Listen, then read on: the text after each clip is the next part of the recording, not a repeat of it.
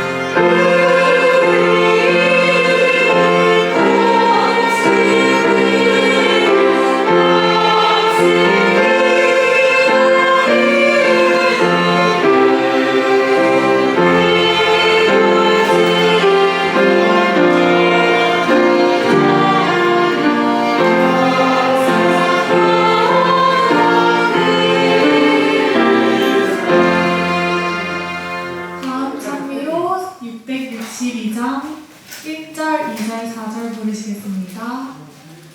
662장입니다.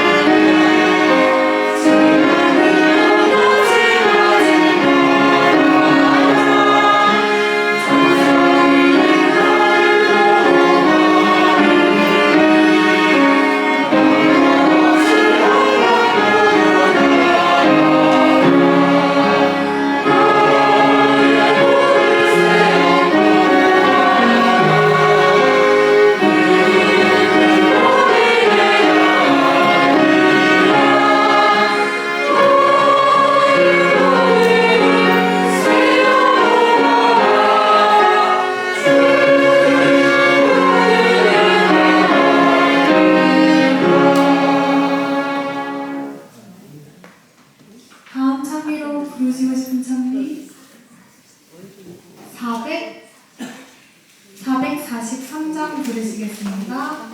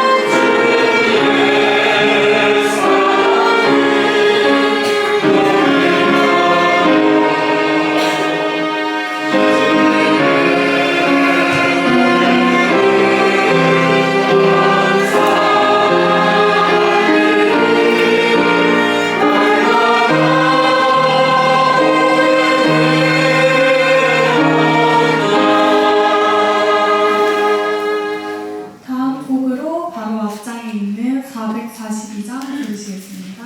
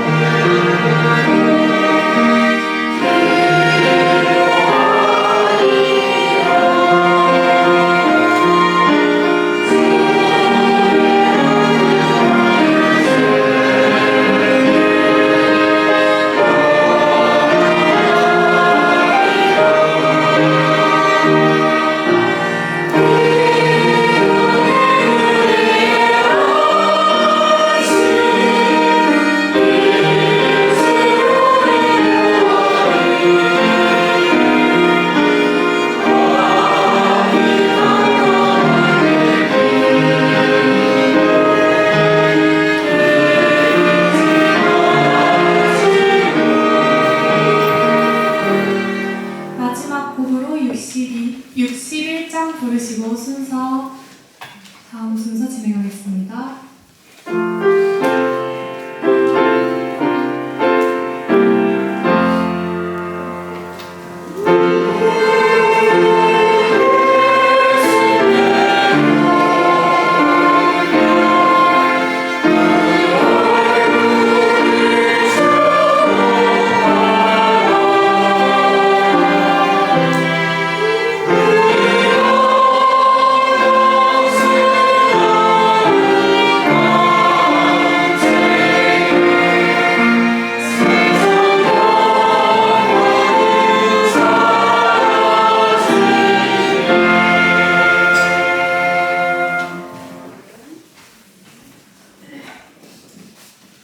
네, 은혜가 가득한 시작이었네요.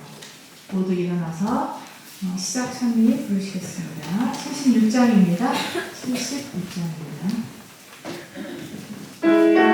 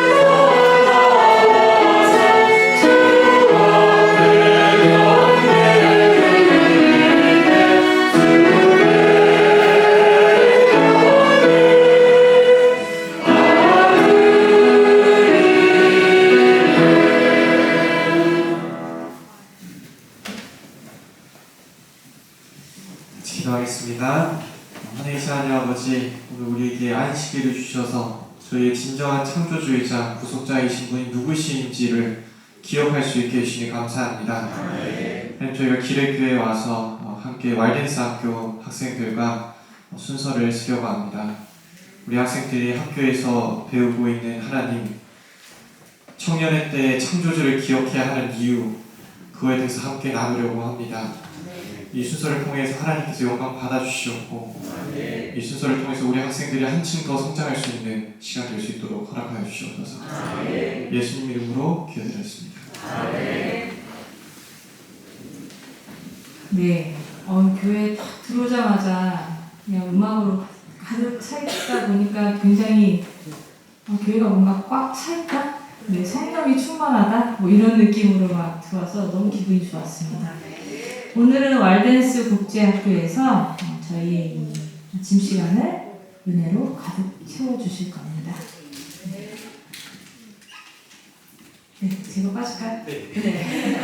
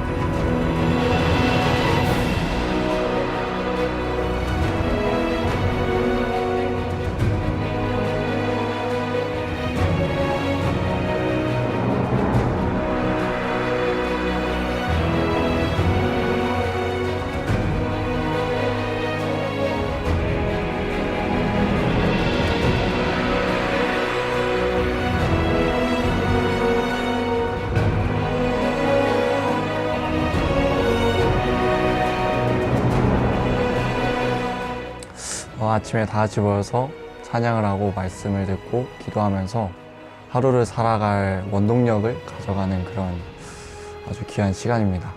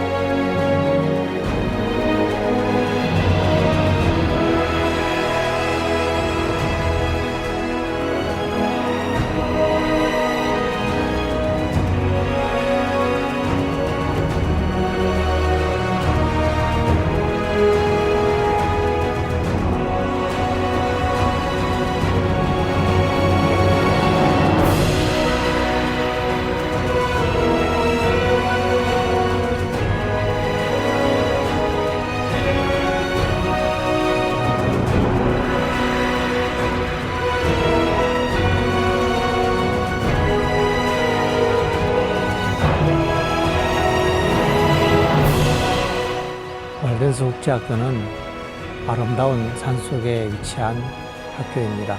좋은 스님들, 착한 학생들과 함께 하나님을 배우고 또 지식을 쌓으며 재능을 개발시키고 인격의 완성을 배워가는 그런 교육 과정 속에 학생들이 즐거운 시간들을 보내고 있습니다. 이러한 과정을 통해서 성장하여 유용한 사람이 되도록 교육하고자 합니다. 뿐만 아니라 스스로 생각하는 사람이 되어서 이들이 정말 어디에 가든지 사랑받고 봉사할 수 있는 그런 사람이 되기를 간절히 바라는 것입니다. 이 학교에서 우리 많은 학생들이 와서 좋은 교육을 받았으면 좋겠습니다.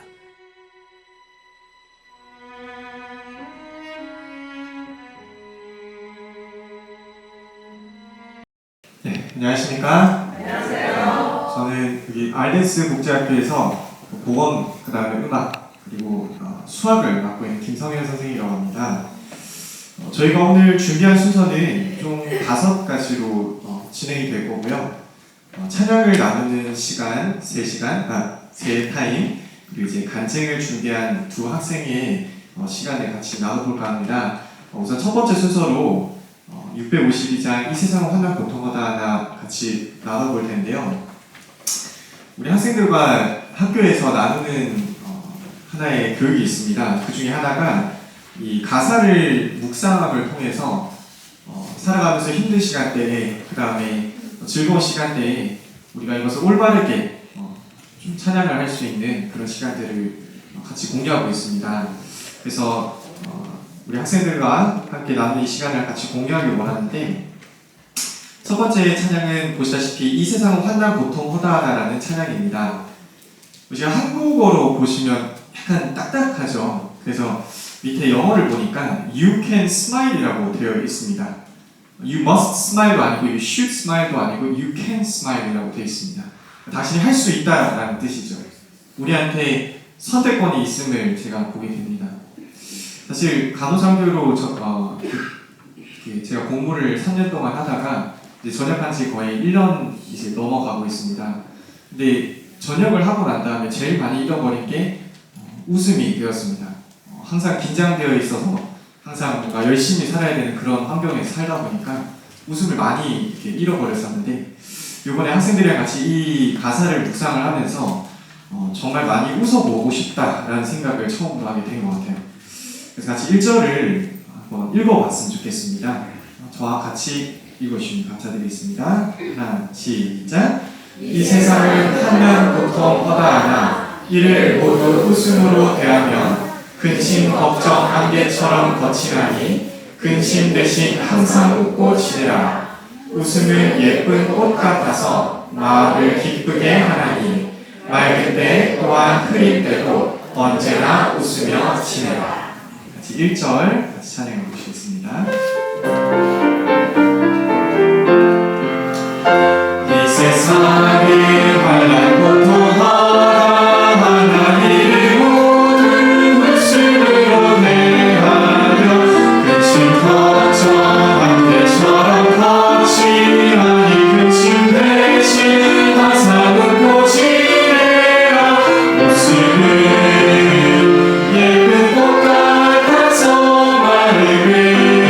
마음을 기쁘게 하나니 밝은 때 또한 흐린 때도 언제나 웃으며 지내라. 네, 이제 여기까지 가사를 묵상해봤고요. 제가 너무 웃음이 안 나오니까 제가 네이버에 한번 찾아봤습니다. 웃는 방법에 대해서. 그래서 누군가가 이제 웃음을 짓는 방법에 대해서 단계별로 이렇게 적어놨더라고요. 그래서 저 혼자 이제 거울을 보면서 웃는 방법을 연습해봤는데 우리 성도님이랑 같이 나누고 싶습니다. 사실 평소에 웃는 날이 많이 없어지죠? 일하다 보면. 그래서 제가 저랑 같이 따라해보겠습니다. 첫 번째는 왼쪽 입꼬리를 올리십니다. 약간 머리가 됩니다. 벌써 웃음 나죠? 그 다음에 이제 오른쪽 입꼬리 올리시면 됩니다. 그 다음에 눈을 위로 올리시고요. 눈을 감으시면 됩니다. 그럼 웃어집니다. 네. 이렇게 연습을 하고 있는데 2절을 한번 옆 사람을 보시면서 이 미소로 2절을 한번 같이 불러보시겠습니다. 시작! 표정이 풀리면 다시 처음부터 하겠습니다. 이 세상이 모든 너를 저버려도 오늘 내가 웃음으로 대하며 기쁜 날이 백년 중에 이르리니 근심 말고 항상 웃고 지내라. 웃음은 예쁜 꽃 같아서 마음을 기쁘게 하나니 밝은 때 또한 흐린 때도 언제나 웃으며 지내라. 네, 혹시 웃으니까 피 혈액량이 좀 더 빨리 도는 게 느껴지시죠? 이렇게 사람은 웃음 치료법을 다들 아시다시피 우리 환자들을 치료할 때도 많이 웃으라고 많이 권유합니다. 마음의 병은 곧 육체의 병으로 이어지기 때문입니다. 이 가사와 같이 함께 웃을 수 있는 하루가 되었으면 좋겠습니다. 다음 순서로 이제 우리 고등학교 2학년의 최종훈 학생의 간증이 있겠습니다.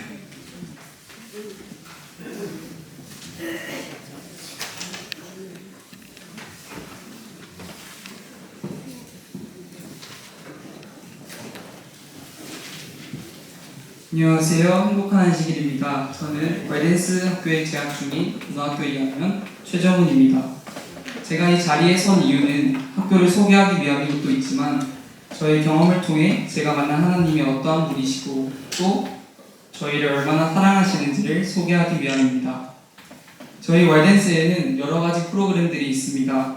새벽 기도로 하루를 시작해서 SOP, 예언의 신을 읽고 서로의 느낀 점을 나누는 시간, 수업 시간, 학교 청소, 그리고 하나님께서 주신 천년계를 느낄 수 있는 도작 시간, 저녁 예배 시간, 그리고 저녁 자습 시간이 있는데요. 제가 오늘 이야기할 프로그램은 저만의 프로그램입니다. 저는 이 프로그램이 주님께서 저를 왈덴스로 인도해 주신 이유 중 한 가지라고 생각합니다. 이것은 바로 제 혼자만의 시간인데요. 왈덴스 생활 중 보통 자유시간이 주어지는 때는 각 식사 후의 시간, 그리고 노작 후의 시간입니다. 대개 저는 자유시간이 있을 때 친구들과 시간을 보내기도 합니다. 하지만 고민이 있거나 하나님이 생각날 때 혹은 성장하고 싶을 때 혼자 교회에 가서 하나님과 소통하고 하나님의 말씀도 읽곤 합니다. 또 혼자 잘 치지도 못하는 피아노를 치면서 찬양하기도 하고요. 책을 읽기도 하고 어떨 땐 실컷 울기도 합니다. 왈덴스에 오기 전에는 이런 시간들을 만드는 것과 그런 생각을 하는 것 자체가 쉽지 않았습니다. 중학생 때의 저희 삶은 학교, 학원, 폰, 취침 이런 시간들의 반복이었습니다. 특별히 자유시간이 많이 주어지는 과학 때에는 미디어 그리고 여러 가지 세상 것들에 많은 유혹을 받더라고요. 저는 중학생 때의 경험들을 통해 저 자신을 위해 성장할 수 있는 환경을 선택하는 것이 중요하다고 생각했습니다. 현재 왈덴스에서 저의 삶은 저를 방해하는 세상 것들이 거의 없습니다. 무엇보다 신앙적인 분위기, 또 늘 기도하는 시간을 확보할 수 있고 그리고 저에게 가장 중요한 저의 쉼터, 어떻게 보면 도피성, 또 다르게 보면 저의 집, 바로 교회가 가까이 있어 언제든 찾아가 하나님과 시간을 보낼 수 있습니다. 저는 이러한 환경에서 생활을 하며 학교 생활을 매우 만족하고 하나님께 감사드리며 살고 있습니다. 모든 사람들에게 제가 경험한 것이 답일 수는 없지만 저에게 필요한 것이 무엇인지 아시고 여기까지 인도해 주신 하나님께 더욱 감사합니다. 저는 이러한 환경에서 생활을 하며 학교 생활에 매우 만족하고 하나님께 감사드리며 살고 있습니다. 저희 학교는 기숙사 학교다 보니까 다른 학교보다는 사람들과 많이 접촉하고 교제할 수 있습니다. 사람이 있는 곳이 그러하듯 생활 중 의견 충돌이 생기기도 하고 그것 때문에 상처도 입을 수 있습니다. 당연히 저도 그런 적이 있고요. 저는 그럴 때마다 어떻게 할지 혼자 끙끙 앓고 제 힘으로 이 상황을 해결하려 하며 또 많이 힘들어하곤 했습니다.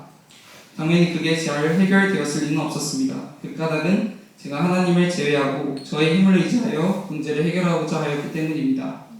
어느 날 목사님께서 이러한 말씀을 해주셨어요. 하나님께서 항상 기뻐하라고 말씀하셨으니 항상 기뻐하는 것이 하나님의 뜻을 따르는 것이다.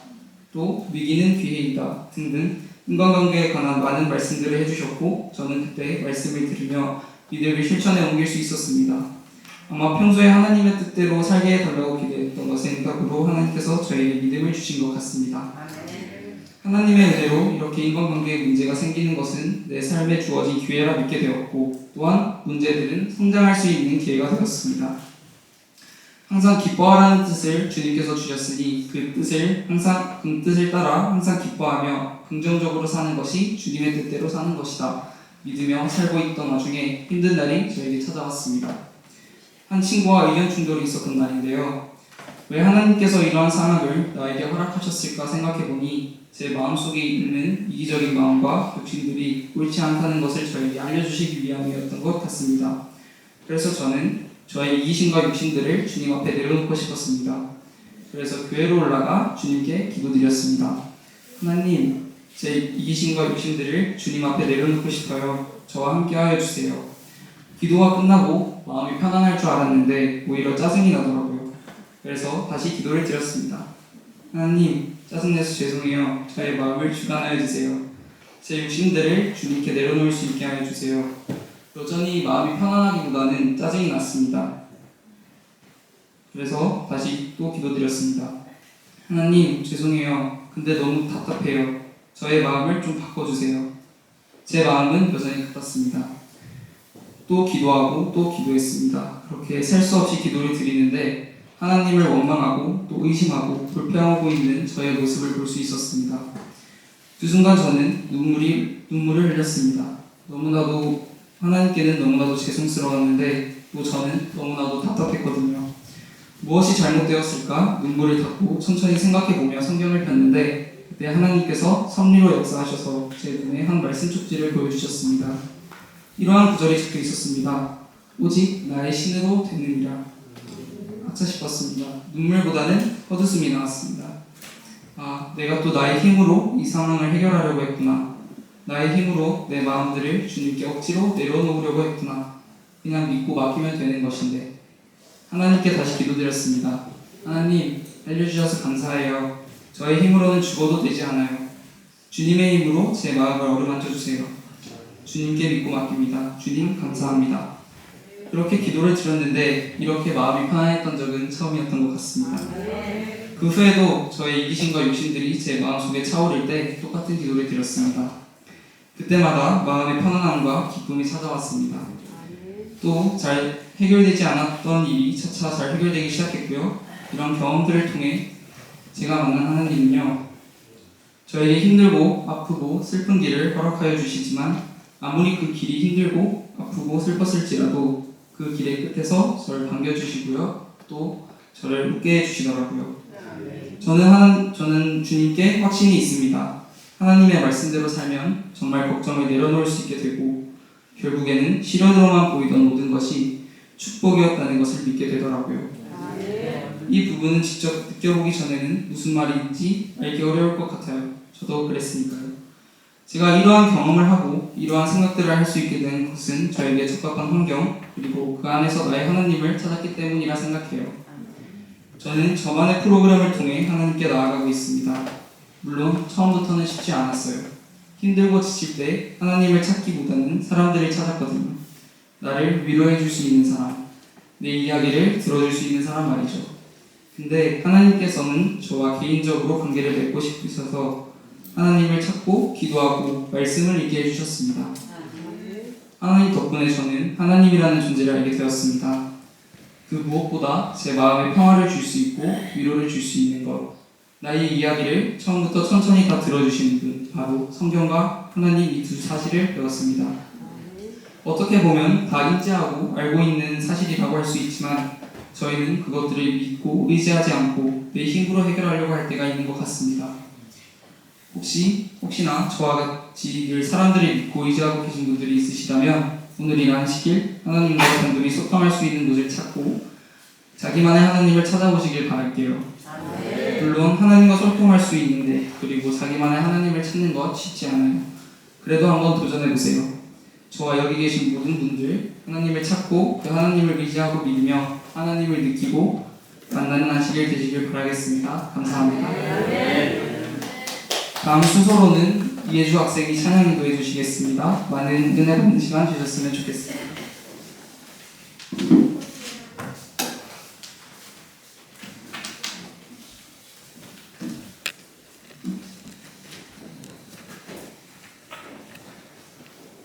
안녕하세요.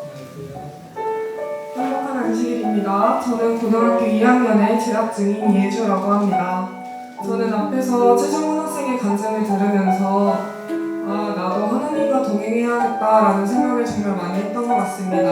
성도님 여러분들께서도 이번 안식일 행복한 안식일 보내시면서 하나님과 동행하는 안식일 보내셨으면 좋겠습니다.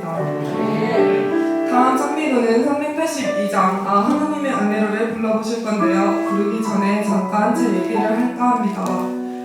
저는 최근에 나는 잘못을 너무 많이 해서 하나님께 구원받지 못할 거야 라는 그런 생각들을 정말 많이 했었는데요. 이런 생각을 하면서 정말 불안한 마음이 가장 많이 들었던 것 같습니다. 그래서 저는 하나님께 이런 기도를 드리게 되는데요. 하나님 제가 죄를 정말 많이 지었어요. 뭔가 구원받지 못할 것 같고 알면서도 죄를 너무 많이 지어서 하나님께서 저를 미워하실 것 같아요. 근데 저는 그래도 하나님께서 저를 사랑해 주시고 믿음을 확신해 주셨으면 좋겠어요 라는 기도를 많이 드렸습니다. 근데 그렇게 기도를 드리고 나서 하나님께서 저에게 382장 1절을 떠올리게 해주셨는데요. 가사 1절을 보면 하나님의 은혜로 이 쓸데없는 자 왜 구속하여 주시는지 모르겠다라는 그런 가사가 있습니다. 근데 이 가사가 저에게 너 자신이 아무리 쓸데없다고 느껴져도 하나님께서는 너를 사랑하시며 구원해 주실 거야 라고 말하는 것 같아서 정말 감사했었습니다. 성도님 여러분들께서도 이 찬미를 부를 때 그냥 부르시는 것이 아니라 가사 한 구절 한 구절 묵상하시면서 부르셨으면 좋겠습니다. 382장 1절, 3절, 5절 부르시겠습니다.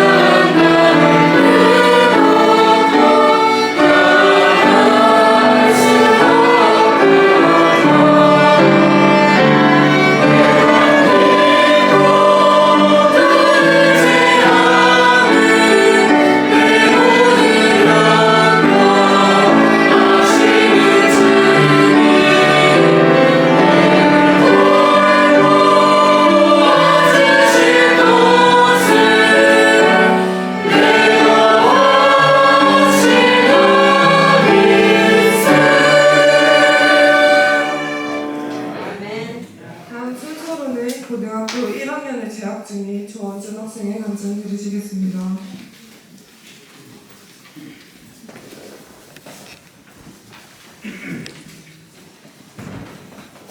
안녕하세요. 행복한 안식일입니다.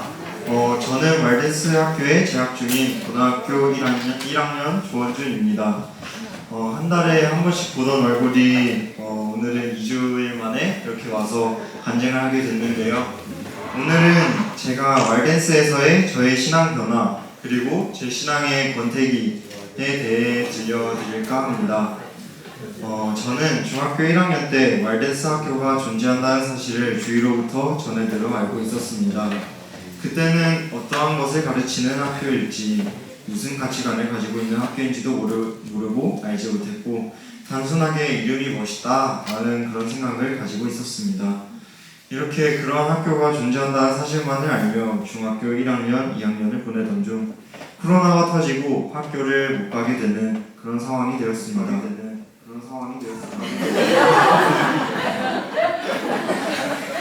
그 당시 저의 신앙 상태는 솔직히 엉망이었습니다. 학교에서 신앙을 하는 사람은 없었고 신앙을 도와주는 사람도 없었습니다. 또한 저는 제 신앙의 상태를 객관적으로 볼 수 있는 상태가 아니었습니다.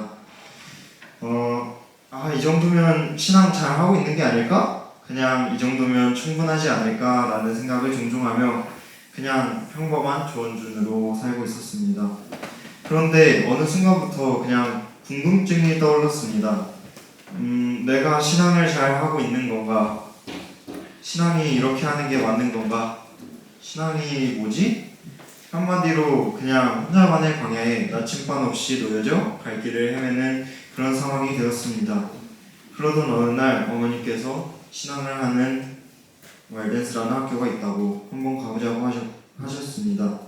이미 학교에 대해 들은 적이 있던 저는 가족들과 학교를 방문했습니다. 학교에 가보니 이 학교 엄청 좋은 곳 같다. 산 안에 있고 프로그램도 신앙적인 프로그램인 것 같다라는 생각이 들어 바로 가족회의를 하였고 왈덴스로 가는 것이 정해져 당시 다니던 학교에 전학을 갈 거라고 하였습니다. 하지만 막상 그렇게 쉽지는 않았던 것 같습니다.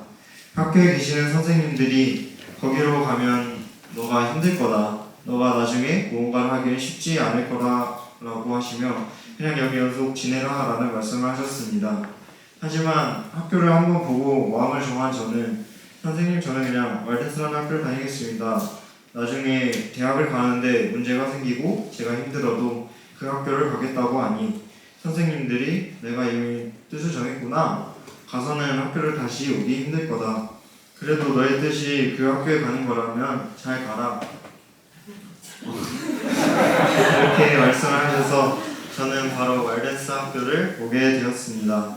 왈덴스에서의 첫 생활은 생각보다 쉽지 않았습니다. 특별히 처음 해본 기숙사 생활은 만만치 않았고 가서 새로운 프로그램을 따라 생활하고 새로운 사람들과 친해지며 이름을 외우는 것도 또한 힘들었습니다.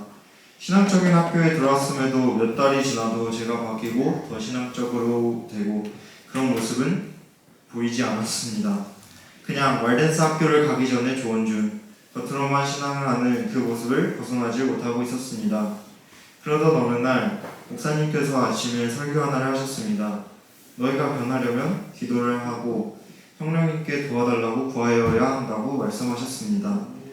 그래서 저는 그날부터 내가 진짜 변하고 싶고 내가 진짜 주님을 위한 사람이 되려면 내가 이런 곳에 와서 가만히 있을 게 아니라 주님께 기도를 하고 주님께 구하고 기도하라고 주어지고 설교를 들으라고 주어진 시간에 내가 그 시간을 잘 사용해야겠구나 라는 생각이 들어 그날부터 결심들을 실행해 옮겼습니다.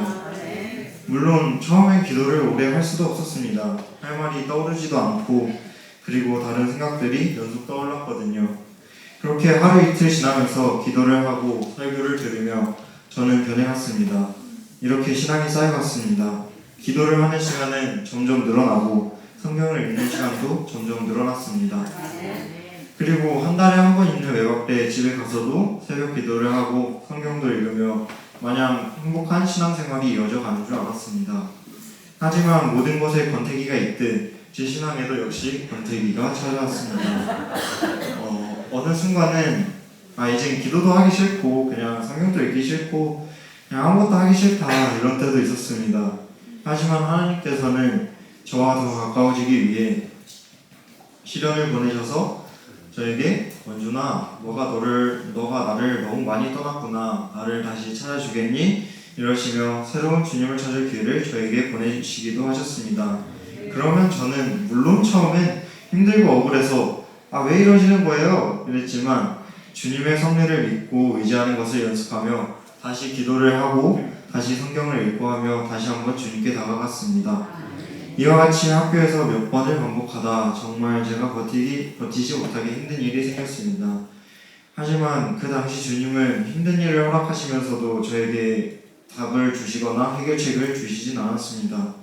나 혼자 있는 것만 같은 마치 애굽에서 나온 이스라엘 백성들이 지났던 광야와 같은 곳에 내가 빠진 기분이 들었습니다. 정말 힘들어지고 주님은 생각이 나지도 않고 내가 왜 이렇게 힘들어야 되지? 그냥 내 이러려고 신앙하고 신앙학교 다니나 기도를 해도 위로도 되지도 않고 그냥 마냥 힘들었습니다. 그렇게 몇 번을 기도하고 성경을 읽어도 저에게 아무 답도 오질 않아 혼자 주님께 한탄을 하기 시작했습니다. 아니 주님, 나를 사랑하신다면서요. 나를 아껴주신다면서요. 나보다 나를 더 잘하신다면서요. 나보다 나를 더 잘 아시고 나보다 나를 더 사랑하시면 지금 왜 나에게 위로를 주고 이 상황을 헤쳐나갈 힘을 주시지 않는 것입니까? 나는 주님의 귀한 자녀가 아닌가요? 하고요. 그리고 나서 언제나 죄송해요. 제가 잘못했어요. 주님, 그런데 저를 도와줄 사람, 이렇게 힘들 때 도와줄 사람 한 사람만 보내주시면 안 되겠습니까? 하고 기도를 했습니다. 그런데 그럴 때 주님이 오시지도 않고 혼자 그렇게 몇 번을 한탄을 하고 힘들어하며 또 그렇게 다시 참고 살다 다시 힘든 날이 찾아왔습니다. 그때는 제 옆에 같이 방을 쓰는 형과 같이 교회에서 노래를 부르고 나왔는데 그냥 또 슬프고 억울하고 화가 나는 것입니다. 그래서 그 자리에서 그냥 누워서 생각을 하다 너무 슬프고 힘들어서 그 자리에서 울었습니다. 그런데 그 형이 옆에서 여러 성경 말씀을 해주고 원준아 무슨 일이야? 왜 그렇게 힘들어해? 누가 그랬어? 나한테 안겨서 울어. 그냥 더 울고 싶은 만큼 마음껏 울어. 그냥 여기서 울어도 상관없어. 이렇게 말을 해주는 것입니다. 그래서 저는 그 자리에서 더욱 서럽게 울었습니다. 이 일이 있고 나서 물론 저의 학교 생활에서 힘들게 풀린 것은 아닙니다. 물론 이 일이 아니면 행복하겠지만 그래도 이 힘든 일은 남아있습니다. 이 일로 제가 한 번 무너지고 두 번 무너져도 저는 다시 일어날 것입니다. 왜냐하면 주님은 제가 여기서 무너져서 그냥 절망하고 있기를 원하시지 않으시거든요. 물론 가끔 광야 같은 생활 같긴 해도 적어도 저를 도와줄 사람을 보내주세요 라는 기도를 응답받았기에 저는 다시 힘을 내서 살아갈 것입니다. 기도도 더 해보고 성경책도 더 많이 읽어볼 것입니다. 성도님 여러분들도 힘든 일을 하나씩은 가지고 사실 것이라고 생각합니다. 그 일로 넘어지고 많이 힘들 때도 있을 것입니다. 하지만 그 일로 넘어지는 게 아닌 그 일로 주님과 더욱 가까워지는 그런 저희 모두가 되길 바라겠습니다. 마지막으로 제가 좋아하는 성경 구절 하나 읽고 끝내겠습니다.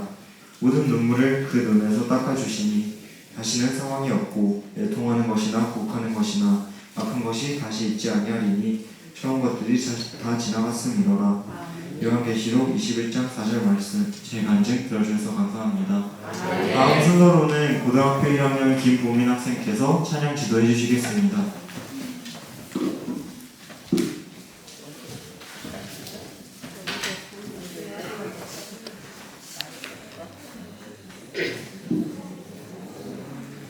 안녕하세요. 저는 왈덴스학교 고등학교 1학년으로 재학 중인 김보민입니다.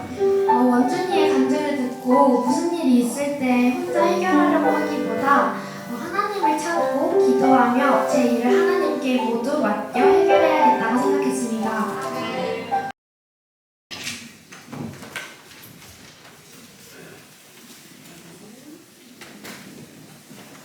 오늘 이 안식일에 하나님의 축복이 이 교회에 풍성하시기를 기도합니다.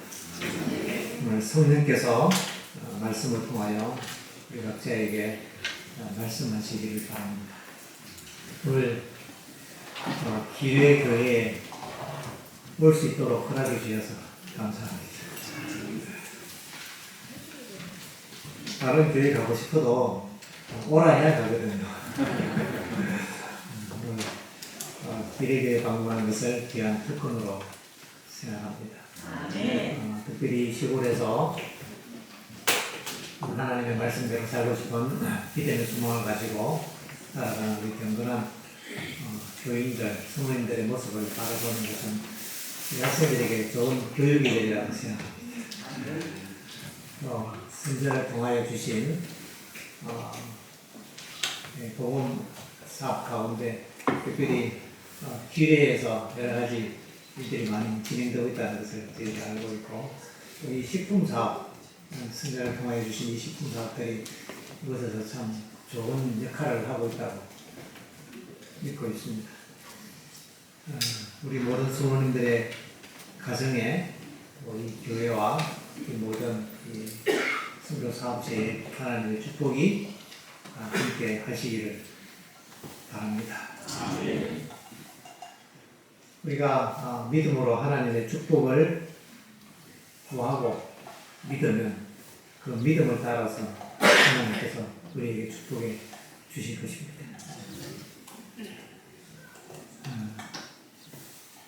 오늘 말씀의 주제는 우리는 믿음으로 산다는 주제입니다. 그동안 학교에 홈페이지가 없었는데 얼마 전에 드디어 이제 홈페이지를 만들었습니다. 그 타이틀이 우리는 믿음으로 산다입니다. 아직 모바일 버전은 미완성이고요. 컴퓨터 버전은 완성되었는데 아직 저도 못 들어가 봤습니다. 며칠 전에 완성되어서 한번 보시기 바랍니다. 여기 보면 타이틀이 오늘 그 타이틀이 중요합니다. 우리는 믿음으로 산다. 이 굉장한 겁니다. 이게. 사람들은 눈에 보이는 것으로 살고요. 돈으로 살고 밥으로 살잖아요. 그렇지 않습니까? 공부 왜 열심히 하느냐? 그래야지 좋은 대학 가시오. 좋은 대학이란 뭐냐? 취직이 잘 되는 대학이 좋은 대학. 취직을 왜 하냐? 먹고 살려고. 돈 벌어서 잘 먹고 살려고 한다 이거예요. 결국은 먹고 사는 게 인생의 목적인 것처럼, 그래서 그 먹고 사는 수단의 가장 근본이 돈이니까 돈이 가장 중요한 시대에 우리는 살아가고 있는데, 사람은 그래서 뭐로 산다? 돈으로 산다. 뭐 이것이 오늘날 이 사람들의 생각을 지배하고 있습니다. 이런 생각을, 이런 사상을 가지고서는요, 영적인 삶을 살 수가 없어요. 이것이 깨어지지 않고는요, 구원받을 수가 없습니다. 이게 깨어져야 합니다. 이스라엘 백성들은요, 우리와 똑같이 먹어야 사는 줄 알았어요. 떡으로 사는 줄 알았습니다. 그들의 이 고정관념, 이 사고방식, 그들의 가치관과 신념을 깨어버리기 위하여 하나님께서 그들을 모든 세상적인 공급이 차단되는 궁벽한 광야로 인도하셨습니다. 그들은 떡으로 살 수 없는 곳에 놓여졌습니다. 왜냐하면 믿음으로 사는 법을 배워야 하기 때문에 그렇습니다. 오직 하나님의 말씀으로 살아가는 법을 배워야 하기 때문에 그렇습니다. 사람들은, 안 믿는 사람들은 그래 얘기하죠. 하나님 믿으면 밥이 나오냐 떡이 나오냐 이래요. 하나님 믿으면 떡이 나옵니다. 하나님 믿으면 만나가 쏟아지고요. 하나님 믿으면 광야에서 반석에서 물이 쏟아지고요. 하나님 믿으면 40년 동안 옷이 떨어지지 않습니다. 우리는 믿음으로 일상의 문제를 해결하는 법을 배워야 합니다. 실제적으로 하나님은 우리의 삶의 일상의 문제들을 하나님께서 개입하시는데, 그러면 사람들이 이렇게 신앙해요. 하나님 믿으면 뭐가 다 잘 된대. 믿어봐. 하나님 왜 믿는데? 뭐가 잘 되려고 믿는데. 결국은 하나님은 내가 원하는 물질, 내가 원하는 소망, 내가 원하는 어떤 위치나 내가 원하는 어떤 것들을 얻게 해주는 수단으로 하나님을 믿는 사람들이 많고, 오늘날 그렇게 기독교가 타락해가는 것입니다. 불교와 별 다를 바가 없어요. 내가 원하는 소망을 이루기 위한 수단이 하나님입니다. 이름이 하나님이지 그냥 전래동화로 얘기하면 도깨비 방망이에요.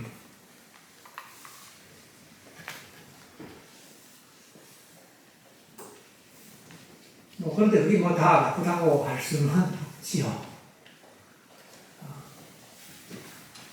그렇게라도 시작하는 것입니다. 그렇게 하나님을 배워가는 거겠지요. 야, 하나님께서 이런 것도 해결해 주시네. 하나님 대단하시다. 내가 이제 이 하나님만 붙들면 되겠다. 이렇게 우리의 믿음이 자라가는 것 아니겠습니까? 이스라엘 백성들이 꼭 배워야 했던 그 공과, 사람이 떡으로 사는 것이 아니라 하나님의 말씀으로 살고 믿음으로 산다는 것을 우리는 우리의 삶에서 반드시 배워내야 합니다. 그것을 배우기 가장 좋은 환경이 있다면 그곳은 광야입니다. 광야라는 얘기는요, 내가 의지하고 내가 좋아하던 모든 수단이 끊어지는 곳입니다. 여러분, 광야 좋아하십니까? 광야가 내 앞에 찾아올까봐 두렵죠? 내가 의지하던 모든 수단이 끊어질까 봐 우리는 굉장히 두려운 것입니다.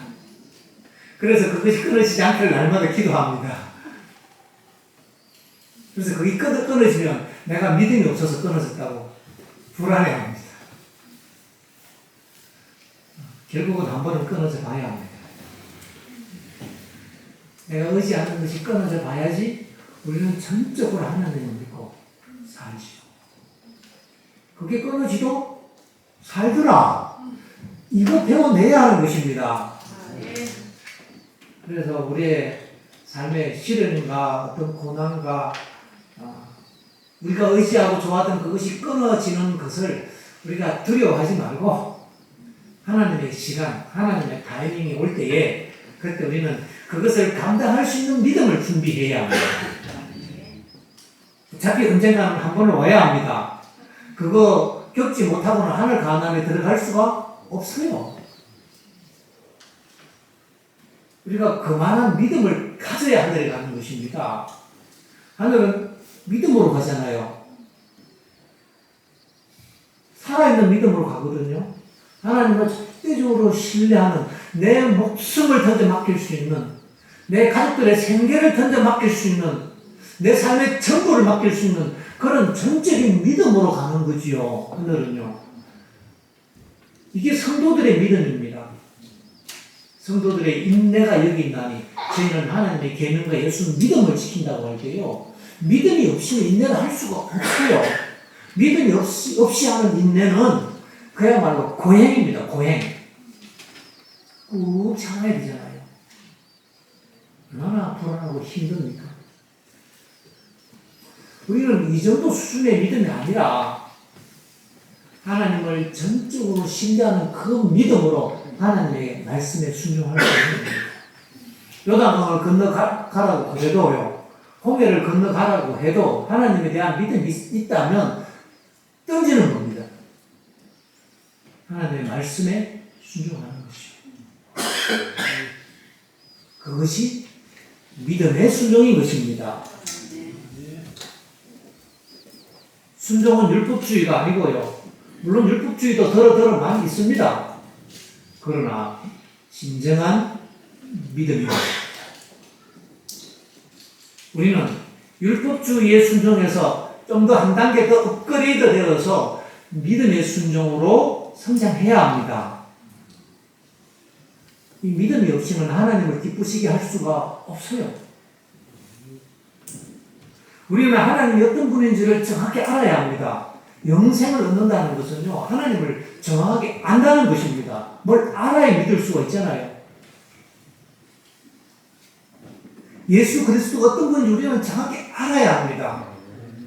그리고 그분을 신뢰해야 합니다. 그분이 살아계시고 그분을 찾는 자들에게 모든 온갖 좋은 것들을 주시는 분이심을 믿어야 하는 겁니다. 내가 좋아하는 게 아니고요, 나에게 좋은 것을 주시는 분이십니다. 죄인이 좋아하는 것 다 주면요, 큰일 납니다. 우리는 모두 다 이 죄의 욕망이 있는 사람들이잖아요. 우리가 기도하는 거 다 들어주시면요, 큰일 난다니까요. 좋은 거 주시지요. 내가 원하는 거 주지 않습니다. 믿음으로 이걸 받아들일 수 있어야 하는 겁니다. 믿음의 눈이 열려지면은 내가 원하는 시간에 내가 원하는 것이 이루어지지 않아도요, 기다릴 수 있다 이 말입니다. 성도들의 인내가 여기 있는 것입니다. 믿음이 없이는 인내를 가질 수가 없어요. 믿음의 덕의 지식의 결과를 쭉 나올 때 나중에 인내가 나와요. 믿음이 없이 단번에 인내가 되지 않습니다. 힘들면 참아라. 그 쉬운 일이 아니에요. 뭐 어떻게 참아요? 믿음으로 보면 인내의 경지까지 돌아가는 것이요. 기다림인 것입니다. 믿음의 기다림. 소망이 있기 때문에 기다리는 것 아니겠습니까? 무작정 기다리나요? 버스 탈 때요. 버스가 온다는 걸 믿기 때문에 기다리지, 무작정 기다리는 사람은 일어나지 않습니까? 우리는 하나님을 정말로 믿기 때문에요. 그분을 기다리고, 그분을 정말로 믿기 때문에 하나님의 말씀을 순종할 수 있는 겁니다. 그분이 가라는 곳으로 우리는 가야 되는데요. 믿음이 없이는 갈 수가 없어요. 믿음이 없이. 뭐 우선 좋을 때는 가지요. 좋을 때는 믿음이 없이도 간다니까요. 내가 가는 길이 인기 있는 길이라면요, 믿음이 없이도 갑니다. 교회 다니는 것이 사회에서 인정받고 교회 다니는 일이 인기 있는 일이면요, 저기 줄을 설 겁니다. 자, 믿음이 없이도 돼요. 할 수 있습니다. 마침내 우리 앞에는요, 우리가 의지하던 모든 수단들이 끊어지게 될 텐데, 그 수단들이 어떻게 우리 길을 오른가 하면요, 계시록 13장에 예언된 것처럼요, 짐승의 표를 받은 자 외에는 매매를 하지 못하게 한다는 그 1월 법령을 통해서 우리가 의지하던 모든 것들이 끊어지는 그런 상황을 우리는 직면하게 될 것입니다. 지금쯤 우리는 그런 상황을 위해서 우리의 믿음을 좀 준비하고 있어야 합니다. 1월 혁명을 기다릴 게 아니고 믿음을 준비해야 합니다. 열처제가 기름을 준비하듯이 믿음을 준비해야 하는 겁니다. 그 기름 준비하는 것이 믿음으로 말미암아 우리에게 이르러오는 성령으로 말미암아 거듭남이지 않습니까? 우리에게 이르러오는 성령의 은혜고요. 그리스도의 의를 얘기하는 건데요. 기름 준비를 해야 되는데 믿음 준비를 해야 되는 거예요. 믿음 준비. 내가 의지하던 모든 것들이 끊어질 때 나는 그때 하나님만 의지하고, 야, 이게 끊어졌으니까 잘 됐다. 하나님께서 어떤 기적을 베푸실까? 이쯤 돼야 되는 겁니다. 뭐 우리가 원하고 좋아하는 것이 날아가면 뭐 우리는 금방 불평하고 싶고 하잖아요. 그러면서도 교회 와서 들으면 참 이스라엘 백성들 믿음 없다. 뭐 홍해도 가르고 막 그냥 하늘에 구름 기둥이 떠 있는데 불평하는 거 보니까 정말 믿음 없다. 우리가 거기 있었으면 좋았을 것을 우리 그래 하지 않습니까? 그런데 우리가 의지하던 것들이 날아가 버린다면, 내가 좋아하는 내 뜻이 이루어지지 않을 때 우리는 실망하고 불평하고 싶어합니다. 사실 믿음이 좋으면요, 그때 우리 마음속에 굉장한 설렘이 있어야 합니다. 야, 이게 안 되는 거 보니까 하나님께서 또 어떤 역사를 일으키실까? 이쯤 되면 우리의 믿음이 좀 성장하는 것 아니겠습니까? 불행이 찾아올 때 자신을 돌아보면서 하나님, 내가 부족해서 이런 불행이 왔지만 하나님께서 이걸 통해서도 놀라운 하나님의 계획이 있음을 믿습니다. 이렇게 고백할 수 있는 믿음을 우리는 가져야 할 것입니다. 정로에게 단 이런 말씀이 있어요. 우리의 생애에서 가장 실망스러운 사건들, 가장 아픈 일들, 어려운 일들을 우리가 겪게 될 텐데, 하늘에 가면 그것이 하나님의 가장 완전하고 아름다운 계획이었음을 알게 될 것이다. 믿음이란 그것입니다. 그런 어둡고 실망스럽고 아픈 그 상황에서 이해할 수 없지만은요, 정말 성질은 나고 짜증은 나고 눈물은 날지라도 정신 차려야죠. 정신이 번쩍 들어야 합니다. 아, 이것은 하나님의 아름다운 계획이다. 이걸 깨달아야 합니다. 알아야 하는 것입니다. 영생은요, 하나님을 아는 거라고 했어요. 알아야지요. 그것을 알고 나면요, 그 다음부터 영적인 세계가 쫙 열리지는 겁니다. 자, 하나님이 살아계시지. 하나님이 모든 것들을 주관하여서 나에게 축복이 되게 하시지. 이렇게 우리는 믿음으로 그 잔을 마셔야 합니다.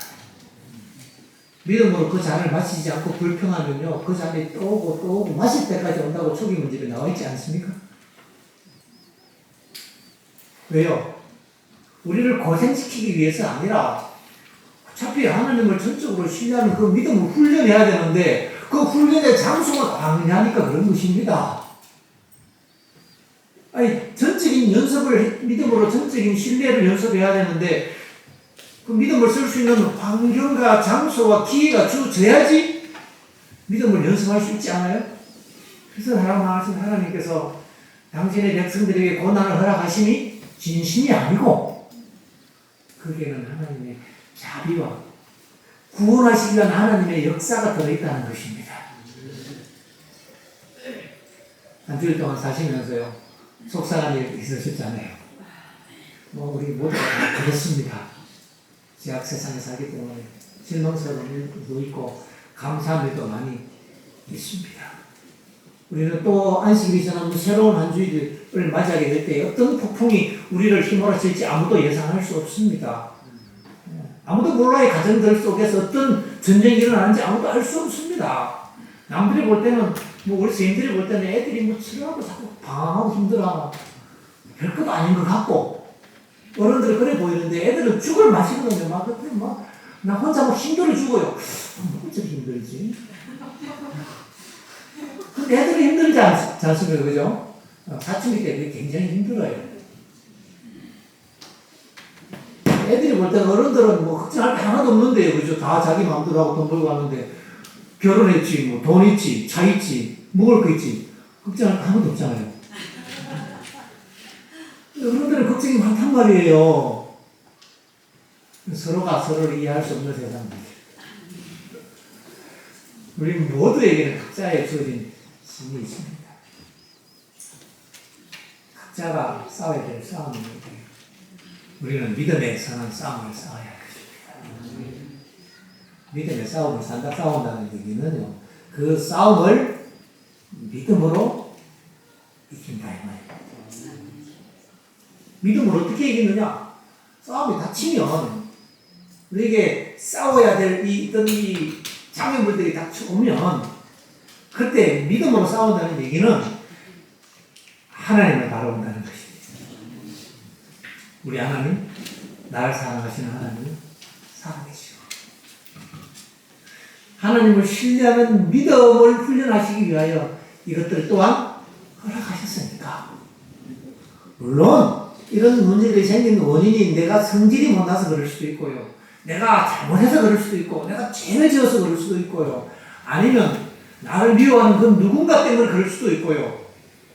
진짜 세상 사람들 말처럼 재수 없어서 그럴 수도 있습니다. 아무 상관없어요. 이 모든 것을 주관하시는 분은 우리 하나님이십니다. 사단이 아무리 까불어 봐도 모든 것을 통치하시는 분은 하나님이시지 않습니까? 여관 때 가서 깝치고 막 괴롭히고 해봐도 하나님이 다 위에서 허락하시는 범위 하에서만 이루어지지 않아요. 우리는 전능하신 하나님을 믿습니다. 그분이 우리를 개인적으로 사랑하시고 우리 각자를 개인적으로 인도하신다는 걸 믿습니다. 이쯤 말씀드리면 어떤 분들 중에 이렇게 생각하시는 분이 있을까 봐요. 그거는 믿음 좋은 사람 얘기지요. 그거는 좀 의롭게 산 사람 얘기지요. 우리는 뭔가 믿을 만한 근거가 없는 걸요. 맞아요. 뭔가 믿을 만한 근거가 없으면 정말 믿음을 발휘할 수 없습니까? 우리의 믿음의 근거가 내가 일주일 동안 착하게 살았던 그 의로운 행실입니까? 내가 구원받는 근거가 내 삶의 의인 것입니까? 믿음의 기초부터 우리는 새로 쌓아야 할 것입니다. 사람은요, 어른이 되면 당연히 모든 관계를 거래의 개념으로 생각합니다. 그래야지 경우가 있거든요. 그렇게 생각 안 하면요, 사기꾼이라 그래요. 염치 없다 그러고요. 당연히 경우가 바른 것은 거래의 개념이 그 속에 들어있는 건데요. 신앙도 그렇게, 하나님도 그렇게 생각하기가 쉬운 것입니다. 하나님은 우리랑 굳이 거래할 필요가 없잖아요. 거래라는 것은 주고받는 건데, 하나님은 굳이 이렇게 필요한 게 없지 않습니까? 우리가 필요하지.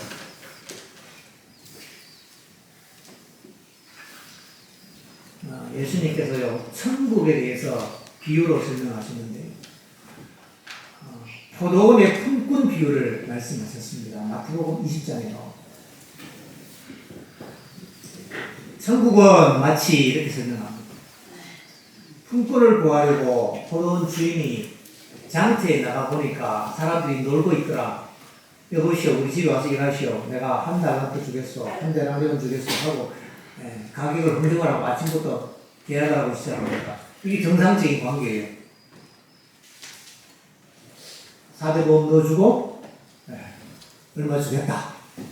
며칠 일하고 어떻게 하겠다. 이게 정상적인 관계잖아요. 그래서 그 사람은 맞습니다. 오케이, 이 정도면 조건이 좋네. 아침부터 하루 종일 땀 흘려서 수고하고 힘들게 일을 했어요, 이 사람은. 그 하루가 얼마나 길었을까요? 날도 더운데. 그 하루가 얼마나 힘들었을까요? 그럼에도 불구하고 내가 일이 끝나면 내가 돈을 일당을 받아서 내가 사랑하는 가족들에게 가서 이걸로 맛있는 거 사먹고, 우리 아이 수학여행 가는데 용돈도 좀 주고, 내가 아빠로서 힘도 안 주고 하려면 하루 종일 인대로서 그것 생각하면서 참아야 되는 거예요. 아빠들이 직장 생활하면서 진짜 서럽고 힘들어도 사랑하는 자식들 생각하면서 참고 견디는 것처럼 그렇게 그 사람은 아침부터 하루 종일 견뎠습니다.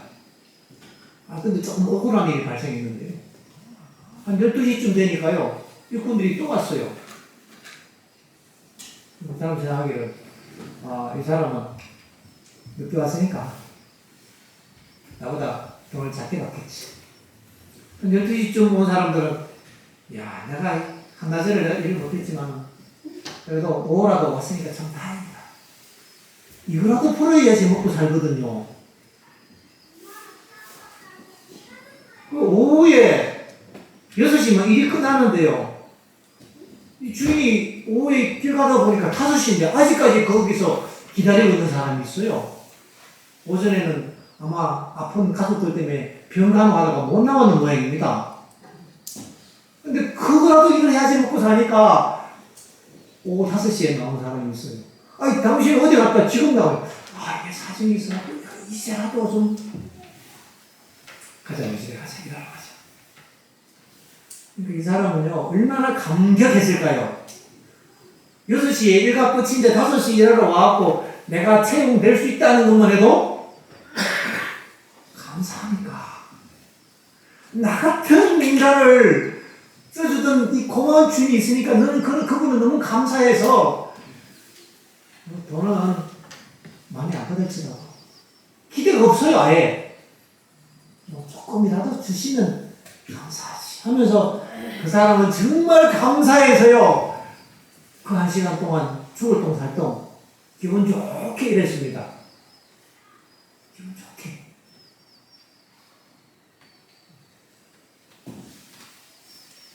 아침부터 일하는 사람은 힘들게 일했고요. 별로 감사가 없어요. 당연한 거래니까.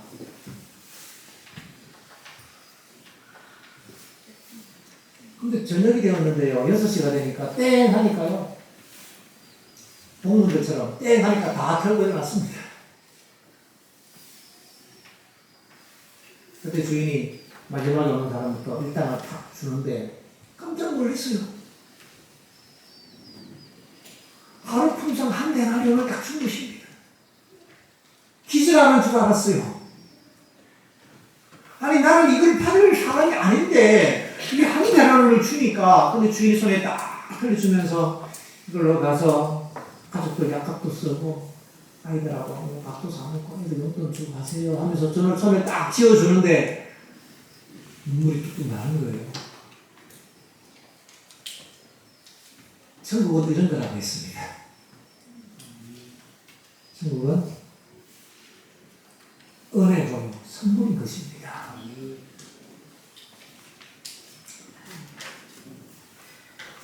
우리가 지나온 시간이 별로 하나님 앞에 자랑할 것이 없습니다. 내가 실패를 많이 하고 별로 어렵지 않았어도 하나님 은총을 받을 수 없는 사람은 아닙니다. 오후 5시에 온 사람도 구원을 받았습니다.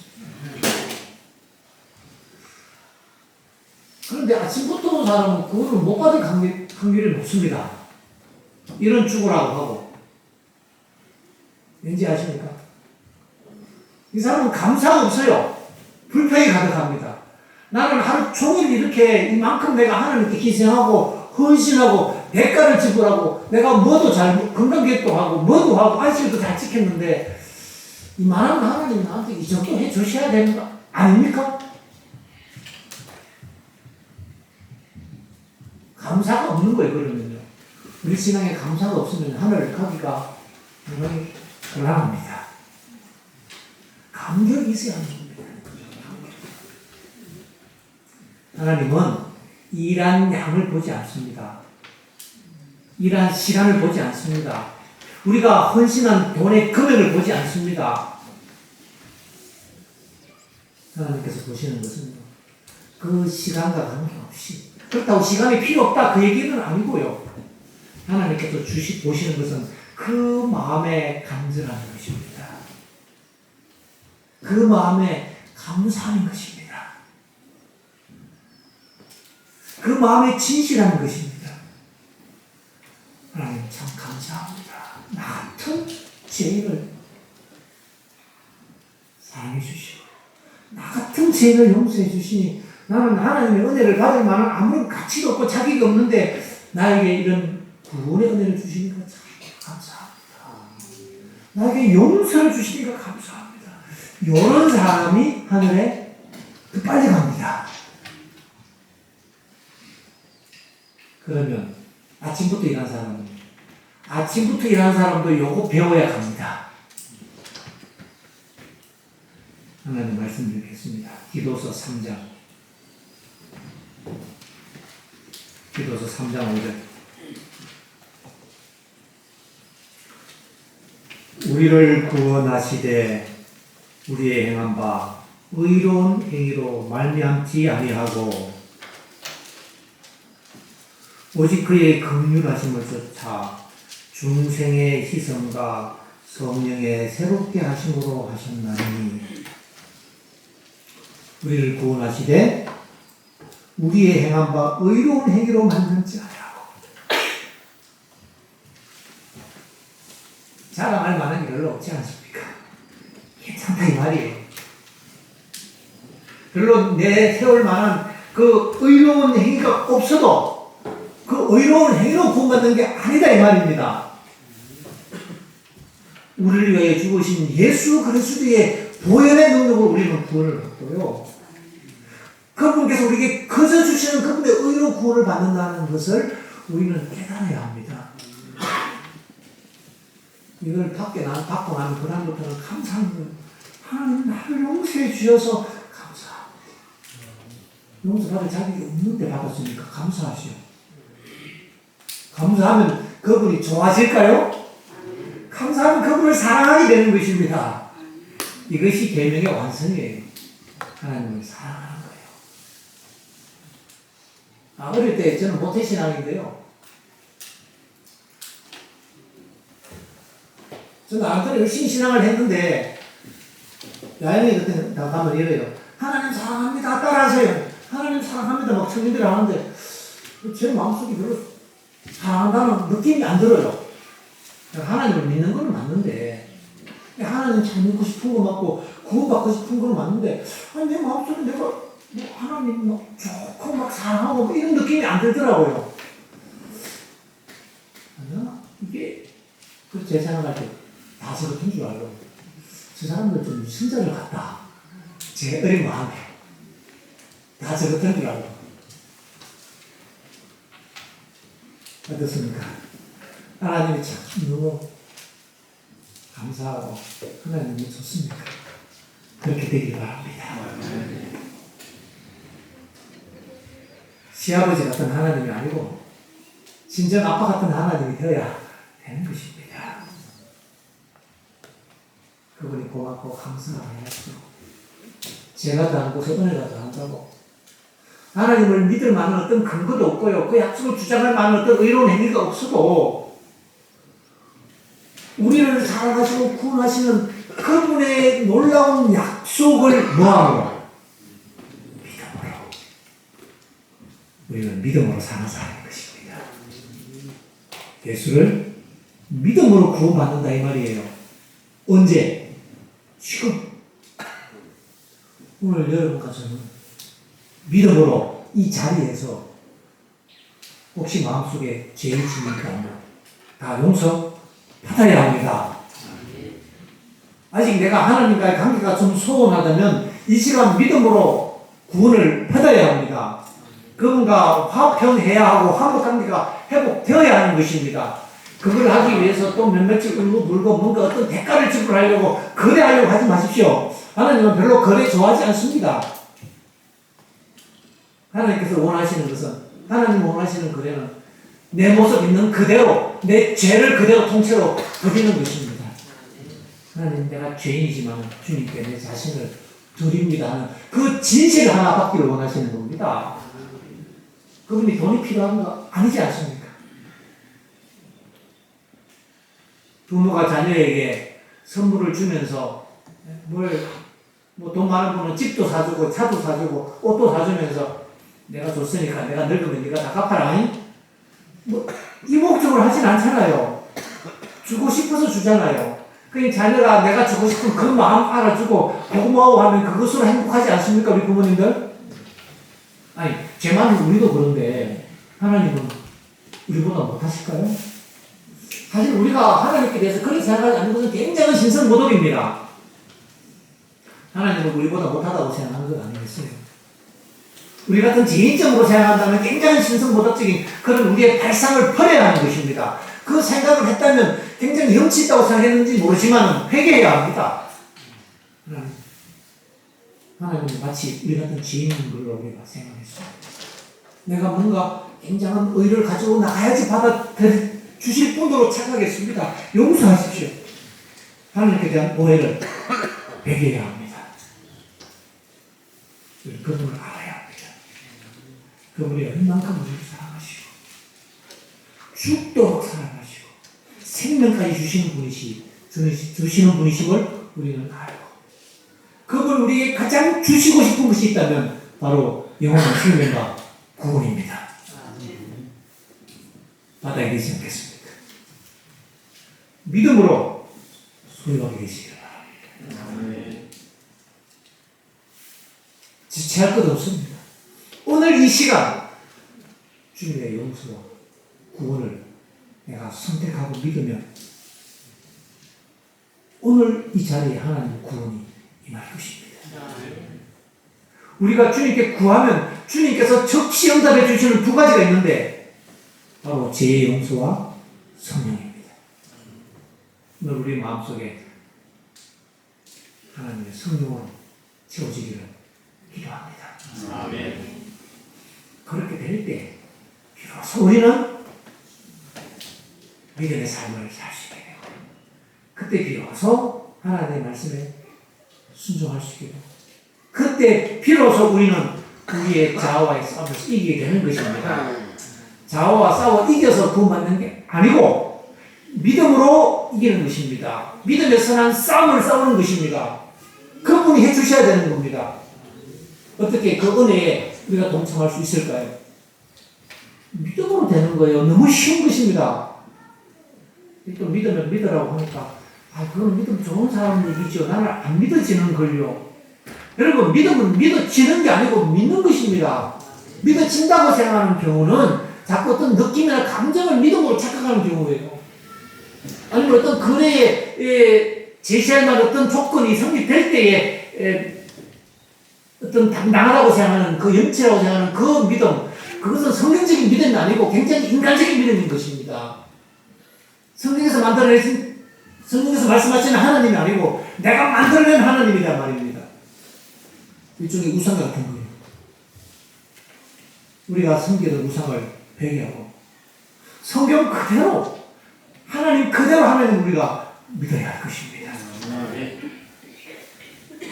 그 하나님을 온전히 믿고 나를 용서해 주신 분이 나에게 영생을 주시는 분이 계신데 그분께 우리가 무엇을 드리겠습니까? 그분이 살아계셔서 우리를 개인적으로 인도하시고요. 우리를 개인적으로 사랑하시고 우리를 개인적으로 훈련하신다는 것을 믿게 되시길 바랍니다. 내가 믿느냐? 내 믿음대로 되지어다. 하시잖아요. 우리 삶에 고난이 없도록 기도하지만 고난이 올 것입니다. 너무 신중하지 마십시오. 교회 잘 다니고요. 시련과 어려움이 생겨요. 그렇게 하나님 살아계시면 어떻게 나에게 이런 시련을 주시나니까 이런 얘기 하지 마십시오. 하나님 살아계시기 때문에 다 계획이 있습니다. 우리는 하나님의 가장 아름다운 계획 속에 있음을 믿어야 하는 것입니다. 하나님 우리에게 가장 좋은 것, 상 주시는 분이심을 믿어야 하는 것입니다. 아니면 뭘 믿습니까? 우리가 예수님 믿는데 뭘 믿어왔고 뭘 믿는다는 얘기예요. 교회 다니다 보면 언젠가 구원 받을 수도 있어. 예수님 우리 위해 돌아가셨대. 요 정도 믿음 갖고 우리가 어떻게 살아나겠냐고요. 우리의 믿음이 정말 살아있는 믿음이 되어야 되지 않겠습니까? 우리가 의지하던 모든 것들이 끊어질 때에 하나님을 신뢰하는 믿음으로 하나님 또 어떤 일을 하시려고 이것이 끊어졌습니까? 애굽에서 싸운 양식이 다 끊어지면 하나님께서 어떤 기적을 베푸실지 우리는 기대를 가지고 바라봐야 할 것입니다. 지금쯤이면 만나가 내릴 때가 됐는데 그래서 여러분의 삶에 실망과 어려움이 있을지라도 용기를 잃지 마시고 하나님을 신뢰하고 믿게 되시기 바랍니다. 우리는 믿음으로 사는 사람입니다. 믿음으로 사는 싸움을 싸워야 하는 것입니다. 우리 다음 세대들에게 우리의 자녀들에게 이런 믿음을 가르쳐 주길 원하는 것입니다. 믿음을 개선하지 않으면 도대체 뭘 주겠습니까? 아이들에게 집을 사주겠습니까? 땅을 사주겠습니까? 이 아이들을 구원한 그 외에 우리의 더 큰 해야 될 일이 무엇이 있겠습니까?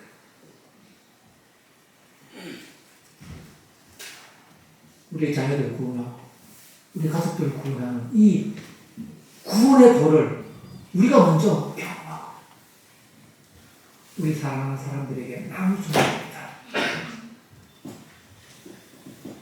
그래야 주님께서 오실 때 잘하였도다 착하고 충성된 종아 하시는 그 물에 우리가 들어가야 합니다. 우리를 구원하시되 우리의 행한 바 의로운 행위로 말미암지 아니하고 그럼 뭐예요? 우리를 사랑하시는 그분의 사랑과 우리를 위하여 지불하신 예수 그리스도의 그 보혈의 공로와 우리의 죄를 용서하시고 우리를 인도하시는 하나님의 그 은혜로 구원받는 것 아니겠습니까? 그렇게 할 때 우리의 마음에 감격이 있는 거예요. 하나님 감사. 감사가 없이 사랑할 수 없습니다. 우리의 마음에 감사가 없다면 우리가 부르짖는 그 사랑은 다 사랑 타령인 겁니다. 그렇지 않아요? 우리의 마음속에 감사함이 있어야 되는 겁니다. 감사함으로 기도하십시오. 그것이 믿음입니다. 그렇게 믿음으로 천국의 문은 열려지는 것입니다.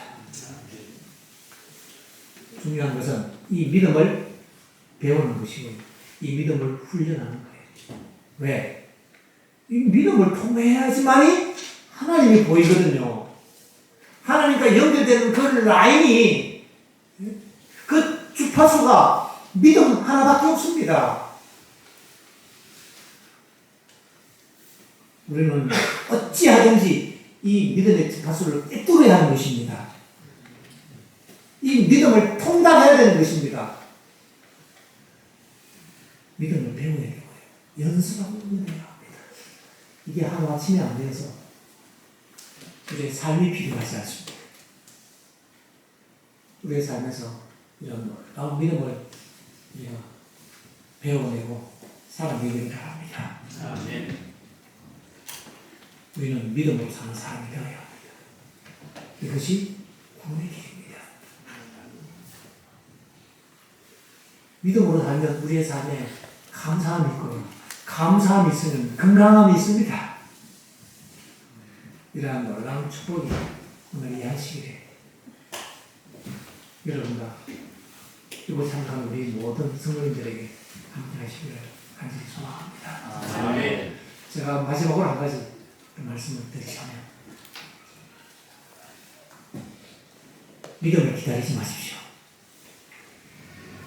많은 사람들이 믿음을 기다리다가 잃어버립니다. 믿음이 오기를 기다리지 마십시오. 믿음은 오는 게 아니고요. 믿음은 믿어지는 게 아니고요. 믿는 것입니다. 성경을 보십시오. 믿으라고 했지 믿어지라고 했지 않아요. 믿음은 들으면서 납니다.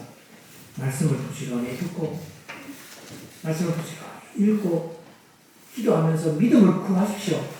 내가 믿음을 선택해야 합니다. 오늘 이 시간 우리는 하나님의 약속을 단순하게 선택하고 내 것으로 잡으면 우리는 이미 그분의 능력에 들어가는 것입니다. 오늘 구원이 이 교회에 이르는 것입니다.